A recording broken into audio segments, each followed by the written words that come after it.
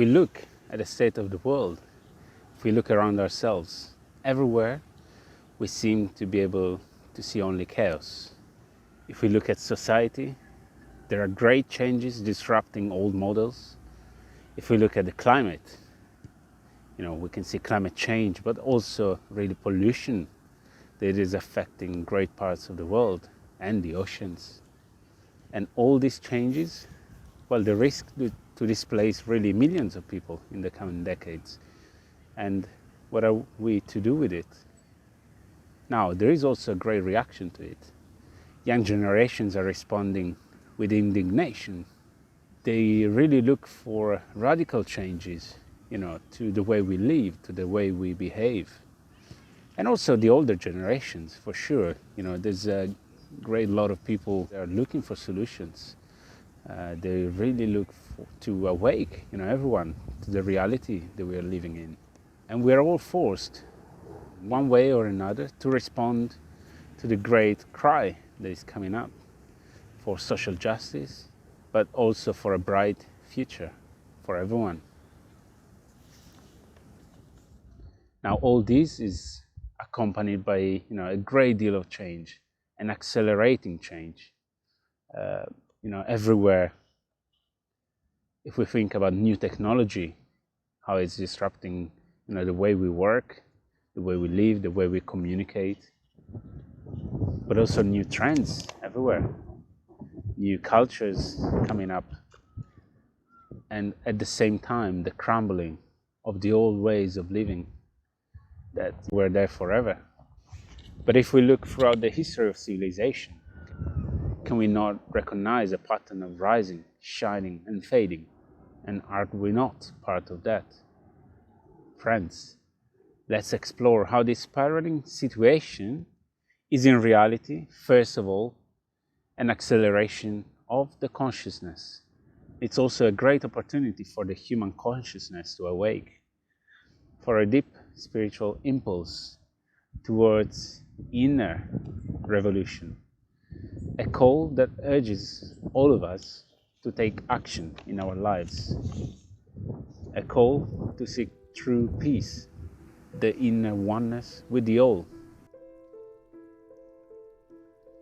It was on the 22nd of December 1968 when for the first time a photograph from space was taken showing the world in its entirety in one frame.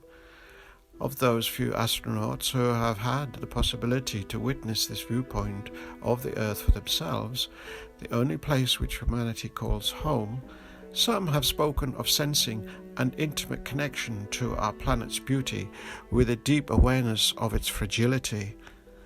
The succeeding years have seen a huge development in harnessing nature, accompanied with the exploitation of the Earth's natural resources.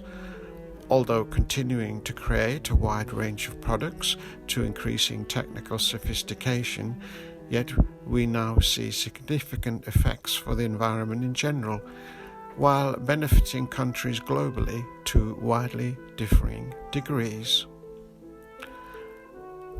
While we therefore individually may have easy access to more factual knowledge of the specific conditions and information regarding our material world provided by such technical advancements, we still experience that we know even less of man's potential for interconnectedness with our planet, nature, or God.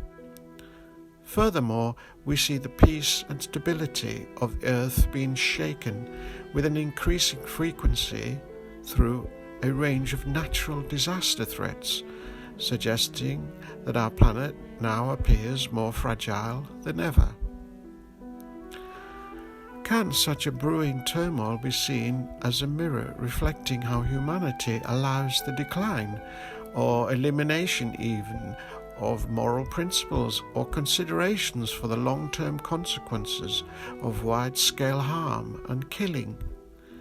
Can we say society has been driven by the rejection of all things spiritual, having less and less reverence or regard for sentient life because of the refusal to recognize the sacredness of soul? Is there as well the denial of a purpose for a life in relation to a soul, higher consciousness evolution, as too many descend into relying on survival instincts and flesh sensory experiences that may lead to a numbing of consciousness and actions based on self-destruction. We have naively believed that our global society grants authorities moral consideration when taking into account humanity's larger interest to reduce suffering and increase the quality of life. Yet what we may find instead is a culture effective in mass-producing, marketing and amplifying an array of negative forces generated for normalizing the pain and suffering in humanity. This is evidenced by the reduced quality of human well-being that plagues our global society, found in the high incidence of poverty, drug addiction, depression, and anguish. Humanity is consistently influenced towards glorifying a culture and mindset where we are controlled to believe that we are able to be fully disconnected from other people. This enforces the belief system that we have no ethical or moral responsibility towards caring for other people, animals, nature, and for seeking to improve the conditions in which we live across the world. And what does this mean for all of us with our sovereign individuality? Here, friends, we can say that not all is lost. And truly, more and more people are awakening to their own sense of needing to do something about the current reality that we are all living in. This has been emerging with ever more definition for over a century, but it's definitely accelerating in our times.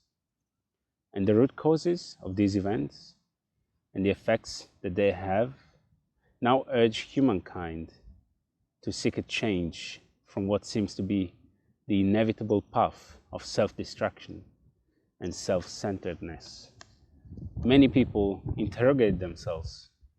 They really seek within themselves, what is the right strategy? What is the right plan? How can we convince or even force, if it comes to it, the powers that be and all those who don't understand or just don't want to understand? But if we stop for just a moment, then we can see that we are just again playing the same game of opposites, of conflict with one another. We're going back to the old patterns of me and you, us against them. And this is a scenario that's been repeated throughout history and has never, ever brought to any significant or any essential change. It's just the old trap. Friends, this is a matter of the consciousness. And because of that, the true change needs to happen in the consciousness. Because this crisis is directed at the human consciousness. It is a possibility. But for that, we need to seek the pathway of liberation out of the turmoil of this material plane by developing soul consciousness in self-authority. That means in inner freedom, but true freedom, which is way beyond our day-to-day conflictual, dual consciousness. And this is made possible only through a path of transformation of the consciousness. Dear friends, are we ready to unfold our real potential? Are we ready to confront all our fears, worries, and anxieties? Are we ready to unmask ourselves? Are we ready to wake up to the new life waiting for us?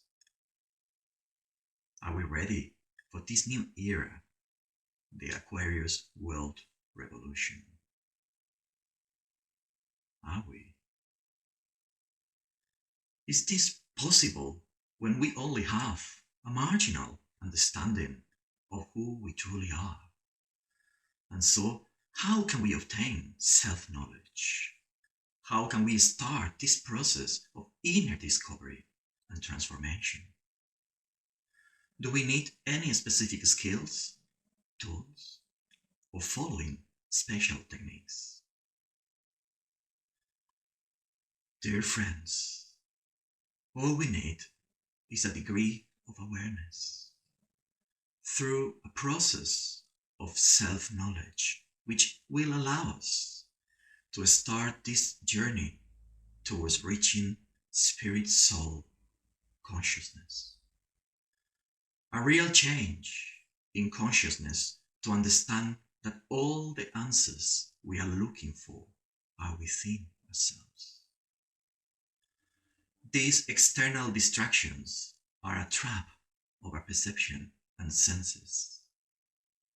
The only enemy to defeat is within us. The fundamental change must happen within ourselves. This new life orientation will give us the possibility to create moments of silence, space, to find inner peace, to allow us to listen within, away from external distractions. A pre-remembrance of our original, divine oneness state is felt within, and a longing for home will develop. The more we get closer to knowing ourselves, the more we will understand that nature is a powerful mirror of our consciousness. If we pollute our consciousness with our fears, worries, with material, egocentric thoughts, our actions and behaviors, and ultimately a life system, our ecosystem will mirror that. If we purify our consciousness and get closer to the true, pure self, which is not based on ego consciousness, but on oneness, unity, then true peace will be the natural manifestation, spiritual harmony within ourselves that will offer and propose a way out to all of humanity to come out of conflict, out of the illusion of the ego that can't see and perceive anything else than itself. This will start the process of inner discovery, a journey of inner transformation and transfiguration. This new state of consciousness will lead us to a new state of life, connecting with the spirit spark atom within the heart and unfolding all our potential. This is a process of acceptance, total surrender to the new possibilities within us. This, dear friends, is a new beginning. Are you longing for this new state of being? Then let's start connecting with the spark of the spirit, the principle of oneness that is deeply hidden behind all the veils of our ego consciousness. We call this the spirit spark atom, the rose of the heart, the white lotus. Let's unfold the rose of the heart to connect with the light of the spirit.